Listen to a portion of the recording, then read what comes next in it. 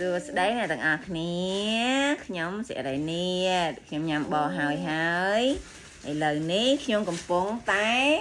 រៀបចំបន្តិចទៀតនេះខ្ញុំនឹងរៀបចំចូលគេងព្រោះរាល់ថ្ងៃខ្ញុំគ្មានមុខរបរអ្វីទេក្រៅពីងើបឡើងបើកដោះគោញ៉ាំបហើយនឹងគេងតើអ្នកទាំងអស់គ្នាស្ដាប់បានដែរទេមើលខ្ញុំណែមើលរៀងរបស់ខ្ញុំណែអាយ៉ាមកទាញជើងខោមួយសិនសាធុកមួយមកកូនសាធុកអូខេចេះឆ្លាតណាស់សាធុកចេះណាអូនឡាចេះណាកូនណាកូនណាឯណានេះដល់ច្អល់មកធឹងគឺដាក់ប៉ាមួយមកធឹងគឺកូនធ្វើវិញបាញ់ធ្វើវិញធ្វើចេញមកទី